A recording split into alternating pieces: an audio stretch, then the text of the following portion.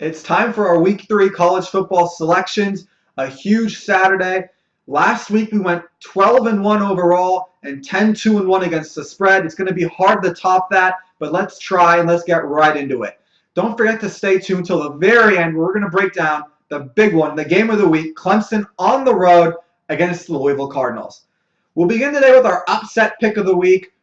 Central Michigan goes into Syracuse as 10.5-point road underdogs. Central Michigan beat Kansas last week. Shane Morris at quarterback for the Chippewas. He's a Michigan transfer. He looked terrific. Meanwhile, Syracuse a week ago lost at home to Middle Tennessee State. Trending in the opposite directions these teams are.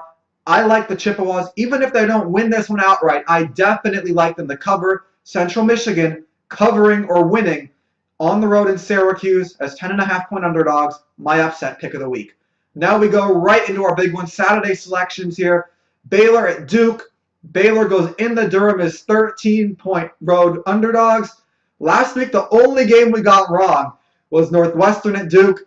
We're not making the same mistake twice. Duke, very impressive to start the season. Daniel Jones looks like a game changer at quarterback, being coached, of course, with a great quarterback coach, David Cutcliffe.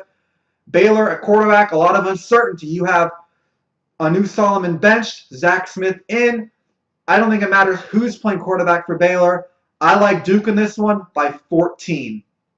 Our next game up, Oklahoma State at Pittsburgh. The Cowboys 12.5-point road favorites. Pittsburgh a week ago did a great job controlling the tempo of the game. They controlled the football. They slowed it down a bit. That's how they covered against Penn State. I believe they'll do the same thing in this one. I think Oklahoma State wins by 9, but they don't cover. The next game up, UCLA on the road at Memphis. The Bruins are a 3-point road favorite. Big one here. UCLA goes into the Southeast to Memphis. This is a game played at Central Time. UCLA team that plays at the Pacific Time Zone mainly. An early morning kickoff. Could that cause problems for the Bruins? I don't think so. UCLA came here on a Thursday night. They've had a couple days now to acclimate to the time change. And I think they're just a better team in this one as well. I like UCLA on the road in Memphis by a touchdown. Our next game up, Kansas State in Nashville to play the Vanderbilts, Commodores. Kansas State a 4-point road favorite. Kyle Shermer and Ralph Webb have both looked good for Vanderbilt to start the season. But Vanderbilt's offense has been tough to trust over the last couple of seasons now. Who do you trust more in this game? The team I trust more? The one coached by legendary Hall of Fame coach Bill Snyder. I like Kansas State on the road by 5 to win the game in Nashville. The next one up, Oregon at Wyoming. The Ducks come in, let me get this right, a 14.5-point road favorite. Oregon, terrible against the spread as a double-digit favorite since Marcus Mariota graduated. But I believe this is Oregon's best offense since he graduated. I like the Ducks in this one. That last week, they had a big lead against Nebraska, let the Cornhuskers back in the game. They won't do that again this week. I like the Ducks by 16. Our next game up, Wisconsin at BYU. Badgers, a 16-point road favorite. BYU's offense, let's talk about them for a second. 33 points in 3 games to start the season. That is just horrible. Their leading rusher the last 2 weeks, they played LSU in the opener. Leading rusher, 8 yards. Utah last week, leading rusher, 25 yards. Wisconsin's going to come in this one. I think they're going to run the ball well. They have a true freshman running back, Jonathan Taylor. I think Wisconsin pounds it, controls this one from start to finish. I like the Badgers in this one by 3 touchdowns. I just don't think BYU can move the football. Wisconsin is a tough Big Ten defensive front. I don't think BYU really has much of a chance in this one. Our next game we're going to take a look at, Kentucky at South Carolina. Gamecocks are a 6.5-point home favorite. South Carolina's looked really good to start the season. Don't quite think they're an SEC East contender yet, although they might get there by the time the season ends. Jake Bentley's looked good. The defense has made strides this year. They limited Missouri to 13 points a week ago. Missouri has one of the better offenses. They've scored a lot of points. They moved the ball well. They didn't get a lot of points last year, but they moved the ball well, averaged 500 yards a game a year ago, returned most of that offense. South Carolina really took them out of the rhythm. I think they do the same thing here to Kentucky. I like the Gamecocks at home by 8. Moving on now, we have Ole Miss. They go to Berkeley to play the Cal Golden Bears. Ole Miss, a 4-point road favorite. The thing I want to watch in this game is the Cal pass defense. Against North Carolina, they weren't great, and North Carolina isn't a great passing offense. They struggle to pass the ball, really, to be quite honest. And then last week against Weber State, Cal looked a little lethargic. I like Shea Patterson and the Ole Miss offense to come into this game, put up numbers.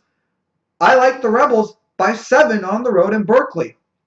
Our next one here, Tennessee at Florida. The Volunteers will go into the Swamp as 4.5-point road underdogs. Florida, they're without Jordan Scarlett and Antonio Callaway. I just wonder, where does Florida's offense come from?